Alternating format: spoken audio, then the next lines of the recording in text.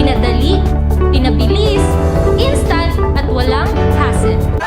Pasok na sa Unified Payment Center!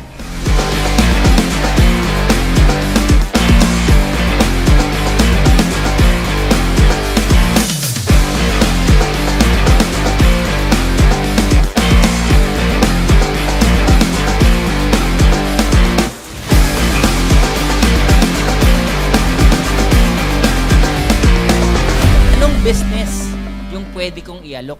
Then ito nga, eventually, lumabas tong Unified Products and Services. So, in-offer namin, sir, na franchise business. So, we pioneered the one-stop shop service in the Philippines. Paano kayo yung mga ordinaryong tao? Anong business yung pwede nating ilagay sa mga taong may cellphone? Lahat ng may cellphone ngayon, pwedeng mag-load. Diba? Pwedeng magbayad ng bills. Pwedeng mag-remit. Pwedeng bumili ng ticket. Lahat ng yon nilagay namin ngayon sa app. Then nilabas namin ngayon yung home-based business namin. Na katulad mong ordinaryong tao, na wala ka pang 600,000, na may cellphone ka, pwede mong simulan yung business mo. So nag-deploy kami Philippines. Actually, pumutok talaga yung concept namin. Wala po kaming partner na hindi kami top-notcher.